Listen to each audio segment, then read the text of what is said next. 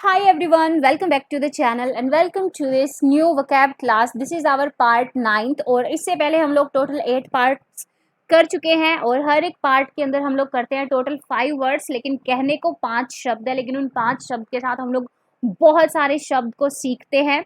और ये सभी जो वर्ड्स है, ये अगर आप चाहे एसएससी एग्जामिनेशन के लिए तैयारी कर रहे हो, चाहे बैंकिंग एग्जामिनेशन के लिए, किसी भी कॉम्पिटिटिव एग्जाम के लिए आप लोग तैयारी करें, सभी एग्जाम्स के लिए इक्वली इंपॉर्टेंट है। And this class is presented by me your teacher Pooja Dhuran. और यहाँ पर हमारे वर्ड्स को शुरू करने से पहले आप लोगों को एक इम्पोर्टेंट इन्फॉर्मेशन और देना चाहूँगी। अगर आप कॉमर्स के स्टूडेंट हैं, चाहे आप एनटीए यूजीसी नेट की तैयारी करें, चाहे आप बीकॉम एमकॉम में, चाहे आप 11th-12th में, सो पूजा धुरान से मेरा चैनल है जहाँ पर मैं कॉमर्स पढ़ाती हूँ in a very very crucial manner. तो आप लोग मेरे चैनल का लिंक डिस्क्रिप्शन बॉक्स में मिल जाएगा, वहाँ पर जाकर आप लोग चेकआउट कर सकते हैं। And this is all about me, about my teaching experience. तो बिना किसी देरी के चलिए फटाफट से हमारे फर्स्ट वर्ड को डिस्कस करते हैं। So the first word is prolific. The word is prolific.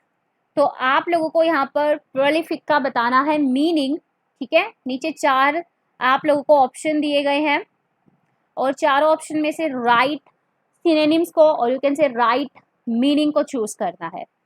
Option A fertile, option B competent, option C plenty and option D predominant. Okay, fertile, competent, plenty and predominant, चारों ही बहुत अच्छे words हैं, ठीक है। आप लोग मीनिंग यहाँ पर चूज करिए। तब तक मैं इन चारों के आप लोग को थोड़ा सा मीनिंग बताती चलती हूँ, तो आप लोग को थोड़ा सा हिंट भी मिल जाएगा यहाँ पर। देखिए, फर्टाइल का मतलब होता है उपजाऊ होना, ठीक है। फॉर एग्जाम्पल कभी कभी ऐसा होता है कि कोई जमीन जो होती है वहाँ पर फसलें कुछ भी आप उगाते हो तो बहुत अच्छी फसल वहाँ पर होती है, तो मतलब वो जमीन जो है वो क्या है, वो फर्टाइल है, मतलब बहुत ज़्यादा उपजाऊ है। वहाँ पर आप कुछ भी उगा देंगे, कोई भी फसल, कोई भी क्रॉप, तो वो बहुत अच्छे से वहाँ पर उग जाएगी। कॉम्पिटेंट का मतलब होता है सक्षम होना, मतलब अपने काम में कॉम्पिटेंट होने का मतलब होता है एक तरह से एक्सपर्ट होना। फाइन। देन प्लेंटी का मतलब होता है बहुत ज्यादा मात्रा में, ठीक है, बहुत ज्यादा मात्रा में, इन अ ह्यूज अमाउंट। प्रीडोमिनेंट का मतलब होता है मोस्ट इंपोर्टेंट, कोई चीज ये नहीं कि मोस्ट इंपोर्टेंट होना, but at the same time most important than other things, मतलब दूसरी जो चीजें हैं उनसे ज्यादा इंपॉर्टेंट होना। फॉर एग्जाम्पल आपके एग्जाम चल रहे हैं, तो उस टाइम पर खेल कूद से ज्यादा और सारी चीजों से ज्यादा जरूरी क्या है, आपके लिए स्टडी है। लेकिन मैं यहाँ पर एक चीज कहना चाहूंगी, उस टाइम पर भी आपको थोड़ा सा फिजिकल कुछ गेम्स वगैरह खेलने चाहिए। उससे जो स्ट्रेस होता है, वो जो डिप्रेशन होता है, वो रिलीज हो जाता है, यानी कि बस किताबी कीड़ा बने रहो, ठीक है। तो फर्टाइल का मतलब उपजाऊ, कॉम्पिटेंट का मतलब एक्सपर्ट होना किसी चीज में, कुशल होना, ठीक है। उसके बाद प्लेंटी का मतलब होता है बहुत ज्यादा, और प्रीडोमिनेंट का मतलब होता है मोस्ट इंपोर्टेंट देन अदर्स। अब फटाफट से प्रोलिफिक का मीनिंग बता दीजिए आप लोग, ठीक है। तो प्रोलिफिक का मतलब यहाँ पर है फर्टाइल होना, मतलब उपजाऊ होना। अब इस वर्ड को याद किस तरीके से, देखो जरूरी नहीं है हर एक वर्ड को आप लोग शॉर्ट ट्रिक से याद रखो, ठीक है। कुछ वर्ड ऐसे होते हैं जो ऑलरेडी हमें पता होते हैं या उनका मीनिंग करना इजी हो जाता है, लेकिन कुछ वर्ड ऐसे होते हैं जिनको थोड़ा सा शॉर्ट ट्रिक से करके हम लोग इजी बना सकते हैं। तो प्रोलिफिक को हम लोग याद रखेंगे प्रो एंड लाइफ से, LIF को याद रखो, लाइफ से। प्रो लाइफ, प्रो का मतलब सबको पता होगा, आज के टाइम पे हर कोई गेम खेलता है। प्रो और नूब, मतलब प्रो वो होता है जो कि बहुत ज्यादा एक्सपर्ट होता है, और नूब वो होता है जो मूर्ख होता है अपने काम में। तो जो चीज प्रो होती है, एक्सपर्ट होती है लाइफ देने में, मतलब जीवन दान देने में, जो चीज प्रो होती है लाइफ देने में या जीवन दान देने में, तो वो क्या होती है, वो उपजाऊ होती है। अब भाई जो जमीन होती है, कोई जमीन को आप फर्टाइल तभी कहिए ना जब वो किसी बीज को या किसी क्रॉप को लाइफ देती है। मतलब आपने एक जमीन पर एक छोटा सा बीज लगाया और उस जमीन ने उसको लाइफ दी, मतलब वो क्या होगी, उसको एक पेड़ बना दिया, तो मतलब उस जमीन ने उसको क्या बना दिया, उसको लाइफ दे दी। तो वो जमीन वहां पर क्या है, फर्टाइल है। तो जो चीज प्रो होती है, एक्सपर्ट होती है लाइफ देने में, तो वो क्या होती है, वो उपजाऊ होती है। अब यहाँ पर एक और वर्ड हम लोग कर लेते हैं, प्रोडक्टिव, ठीक है। हम ये नहीं बोलते कि कोई कोई इंसान जो होता है वो बहुत प्रोडक्टिव होता है, मतलब वो बहुत ज़्यादा काम करता है। जैसे एक ज़मीन बहुत ज़्यादा फसल उगा देती है, वैसे एक इंसान बहुत ज़्यादा प्रोडक्टिविटी निकाल देता है पढ़ने की या यूनिट्स वगैरह निकालने की या काम करने की, ठीक है। तो आप लोग को रट्टा नहीं मारना होता वर्ड्स का, उनको बोल कर पढ़ो, उनका जो भी मीनिंग है उसको थोड़ा रियल लाइफ एग्जाम्पल्स के साथ करने की कोशिश करो।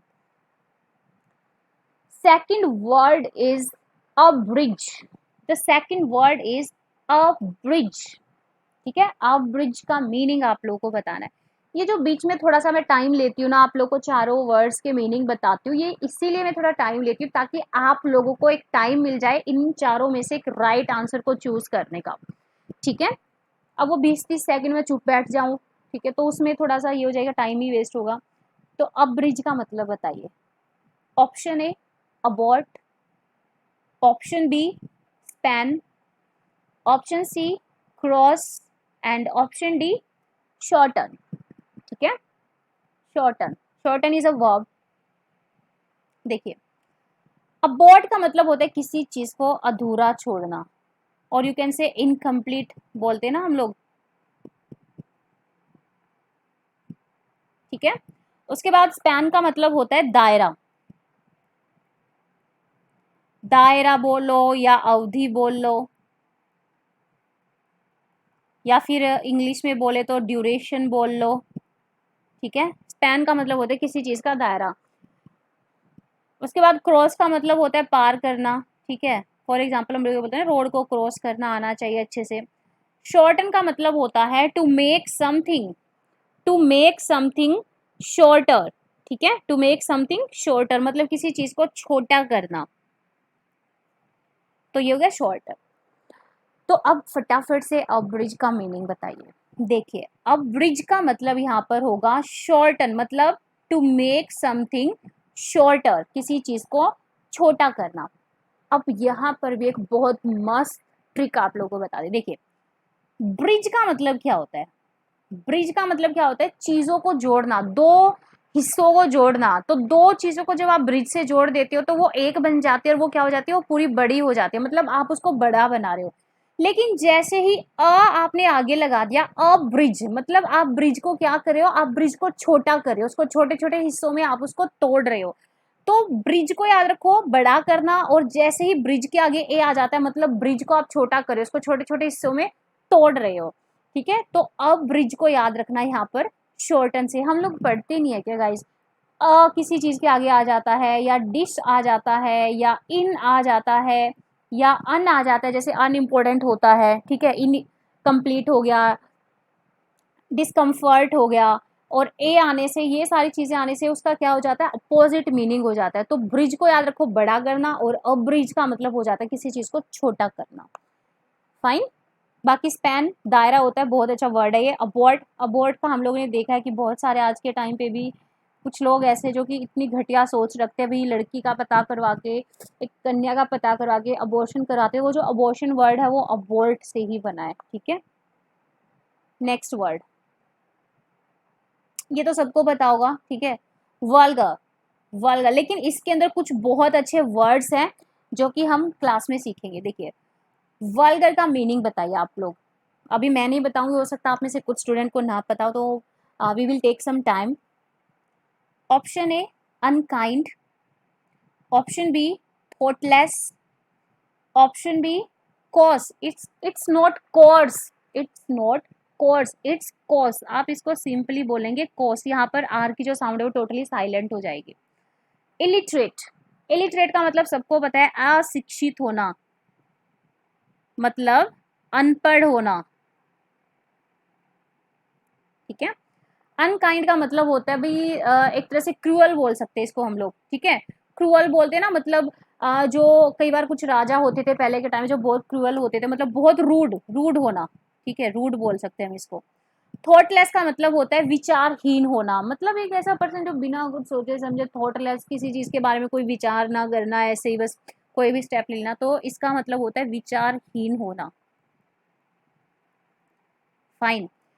तो चारों की मीनिंग मैंने बता दिए हैं, ठीक है। चलिए, मैंने कॉज का मीनिंग आप लोग को नहीं बताया। कॉज का मतलब गाइस यहाँ पर होता है, कॉज का मतलब होता है यहाँ पर नॉट स्मूथ, और यू कैन से हैविंग बैड मैनर्स। एक वर्ड के ना बहुत सारे मीनिंग होते हैं, लेकिन वो डिपेंड करता है किस कॉन्टेक्स्ट में आपको क्या मीनिंग लेकर जाना है। कॉज का मतलब होता है नॉट हैविंग, रुकिए, नॉट हैविंग गुड मैनर्स। हम ये नहीं बोलते कि अच्छे मैनर्स आने चाहिए, एटिकेट्स होने चाहिए, और यू कैन से हैविंग बैड मैनर, एक ही चीज है, नॉट हैविंग गुड मैनर्स और हैविंग बैड मैनर्स। या फिर इसका ये भी हो सकता है नॉट पोलाइट बिहेवियर, मतलब एक अच्छा बिहेव ना करना, ठीक है, ये भी चीज हो सकती है यहाँ पर। तो अब आप लोग बताइए वल्गर का मीनिंग यहाँ पर क्या होगा। वल्गर का मीनिंग यहाँ पर गाइस होगा कॉज, ठीक है, वल्गर का मीनिंग यहाँ पर होगा कॉज, मतलब नॉट हैविंग गुड मैनर्स या हैविंग बैड मैनर्स, ठीक है, नॉट अ पोलाइट बिहेवियर। तो गाइस पता है, जैसे मैंने यहाँ पर वल्गर वर्ड लिख दिया और उसका आंसर हो गया कॉस, लेकिन ऐसा भी हो सकता था कि एग्जामिनर आपको कॉस वर्ड दे दे और नीचे यहाँ पर कहीं पर आपको अनकाइंड, थॉटलेस, इलिटरेट, वल्गर दे दे। तो कहीं ना कहीं ये अनकाइंड, थॉटलेस, अनकाइंड को भी आप कहीं ना कहीं लेके जा सकते हो, फिर एक ऐसा पर्सन जो हर किसी को ऑफेंड करता है अपनी बातों से, ठीक है, कई बार ऐसे नहीं बोलते कि इट्स अ वल्गर जोक, है ना, तो उस जोक से हर कोई ऑफेंड हो जाता है, सबको बुरा लगता है। तो बेसिकली आपको कोस वर्ड यहाँ पर याद रखना, कोस वर्ड का मतलब होता है नॉट हैविंग गुड मैनर्स या हैविंग बैड मैनर्स, या फिर जो पोलाइट बिहेवियर ना हो किसी का, और यू कैन से, ठीक है, असिस्ट हम जिसको बोलते हैं हिंदी में, या अश्लील, तो ये सारे इसके हिंदी मीनिंग हो जाएंगे। नेक्स्ट वर्ड इज डिस्टिंग्विश, इसको बोलने में कुछ लोगों को दिक्कत होती है, distinguish, okay, the word is distinguish. तो डिस्टिंग्विश का मीनिंग आप लोग को यहाँ पर बताना है, बहुत अच्छा शब्द है गाइस, रियली बहुत अच्छा। Option A abolish, option B differentiate, option C darken, and option D confuse. तो देखिए, अबॉलिश का मतलब होता है किसी चीज को पूरे तरीके से नष्ट करना। फॉर एग्जाम्पल, हमारी कंट्री में कोई एक्ट होता था लेकिन अब उस एक्ट को पूरी तरह से खत्म कर दिया गया, मतलब वो देश के अंदर लागू नहीं होता, या कोई बिल्डिंग थी बहुत बड़ी उसको पूरी तरह से ध्वस्त कर दिया। अबॉलिश का मतलब यहाँ पर आप डिस्ट्रॉय भी कर सकते हैं। और अगर आप लोग को कल की क्लास याद हो, तो कल की क्लास में हमने एक वर्ड किया था जिसमें हमने किया था अबंडन, ABANDON, अबंडन, जिसको मैंने बताया था बंधन से याद रखो, मतलब जिस इंसान ने सारे बंधन त्याग दिए, ठीक है, त्याग देना, अबॉलिश। डिसकंटिन्यू हमने वर्ड किया था, जिस चीज़ को डिसकंटिन्यू ना रखना, मतलब एक तरह से अबॉलिश। लेकिन अबॉलिश जो है ना, वो एक तरीके से होता है पूरी तरीके से खत्म कर देना, लेकिन अबंडन का मतलब होता है भी आपने अपनी अपनी इच्छा से या अपनी तरीके से उसको त्याग दिया। तो कहीं ना कहीं है ये सिमिलर, एक दूसरे के सिनोनिम है ये, लेकिन अबॉलिश का मतलब हो जाता है बहुत ज्यादा डीपली किसी चीज को छोड़ देना या नष्ट कर देना, लेकिन अबंडन का मतलब होता है इसको त्याग देना, ठीक है, लेकिन अबॉलिश का मतलब होता है इसको बिल्कुल ही खत्म कर देना। डिफ्रेंशिएट का मतलब होता है यहाँ पर अंतर करना, दो चीजों में अंतर करना, ठीक है। फॉर एग्जाम्पल, पहले भी ऑफलाइन टीचिंग थी, अब ऑनलाइन टीचिंग भी आ गई, तो आपसे कोई पूछे भी ऑनलाइन टीचिंग और ऑफलाइन टीचिंग में क्या डिफरेंशिएशन है, तो वो आपसे पूछ सकता है please differentiate between online teaching and offline teaching, ठीक है। डार्कन का मतलब होता है किसी चीज को और ज्यादा डार्क करना या और ज्यादा उसको ब्लैक करना, to make something more darker, ठीक है। कंफ्यूज का मतलब होता है भी पजल होना, ठीक है, किसी चीज में पजल हो जाना, कंफ्यूज हो जाना। तो अब फटाफट से डिस्टिंग्विश का मतलब यहाँ पर बता दीजिए मुझे। देखिए, डिस्टिंग्विश का मतलब यहाँ पर होता है गाइस डिफ्रेंशिएट करना, ठीक है, अंतर करना दो चीज़ों में। अब जो पॉइंट मैं आप लोग को बताने वाली ना, दो चीज़ें बताने वाली हूँ यहाँ पर, एक तो ग्रामर रूल है और एक डिफ्रेंशिएशन से रिलेटेड है, प्लीज़ ध्यान से सुनना, हो सके तो लिख लेना ग्रामेटिकल जो रूल है उसको। देखिए, जब भी आपको कोई दो वर्ड पता चले, शब्दों को याद रखने का सबसे जबरदस्त तरीका पता है क्या होता है, जैसे आज तक आपको पता था भी डिफ्रेंशिएट करना मतलब दो चीजों में अंतर करना, आज आपको पता चला कि डिस्टिंग्विश का मतलब भी अंतर करना होता है, ठीक है। तो आज से, अभी से कोशिश करो कि जब भी आप डिफ्रेंशिएट वर्ड को यूज करो ना, तो कोशिश करो डिफ्रेंशिएट की जगह पर डिस्टिंग्विश वर्ड को यूज करने की, ठीक है। धीरे धीरे कोशिश करो, आपकी वो जो बेसिक इंग्लिश है या बेसिक जो वर्ड्स आप लोग डेली लाइफ में बोलते हो, ठीक है, उसकी जगह पर जो वर्ड्स आप लोग क्लासेस में सीख रहे हो उनको यूज करने की। लाइक अब आप डिफरेंशिएट की जगह पर यूज करना डिस्टिंग्विश। तो जब आप इन वर्ड्स को डेली लाइफ में भी यूज करोगे तो आप लोगों को वर्कैब जो है ऑब्वियस सी बात है याद रहे, क्योंकि है तो ये एक लैंग्वेज ही है ना। ठीक है, अब यहाँ पर बात करते हैं हम उस ग्रामर के रूल की। देखिए मैंने क्या बोला आपको कि डिफरेंशिएट करना, मैंने बोला बिटवीन। जब आप दो चीजों में अंतर करते हो, फॉर एग्जाम्पल ऑनलाइन टीचिंग या ऑफलाइन टीचिंग, ठीक है, जब आप सिर्फ और सिर्फ दो चीजों में अंतर करते हो या दो चीजों के बारे में बात करते हो, देन यू यूज बिटवीन। तो आप वहां पर यूज करोगे बिटवीन। लेकिन जब आप यूज करते हो दो से ज्यादा चीजों में अंतर की, या फॉर एग्जाम्पल एक सेंटेंस लिखते हैं, सेंटेंस से समझोगे आप लोग। Please distribute these apples, please ध्यान से सुना, ये बहुत इंपॉर्टेंट है, अमंग स्टूडेंट्स। ठीक है, please distribute these apples among student, मतलब यहाँ पर क्या गया, स्टूडेंट्स, मतलब ये बहुत सारे स्टूडेंट, ये 100 भी हो सकते हैं, 200 हो सकते हैं, 1000 हो सकते हैं। मतलब आपने क्या बोला, इन सभी एप्पल्स को इन सभी स्टूडेंट्स में क्या कर दो, डिस्ट्रीब्यूट कर दो। तो ये दो से ज्यादा स्टूडेंट है। लेकिन अगर यहाँ पर कुछ ऐसा होता है, सिर्फ दो स्टूडेंट होते हैं, राम और श्याम, तो आप बोलते please distribute these two apples between Ram and Shyam, मतलब इन दो एप्पल को राम और श्याम में बांट दो। तो जब दो चीजों के बीच में अंतर की बात है या दो लोगों के बीच की बात है तो बिटवीन यूज होता है। लेकिन जब दो से ज्यादा, ठीक है, अनगिनत लोगों की बात हो तो वहां पर अमंग यूज होता है।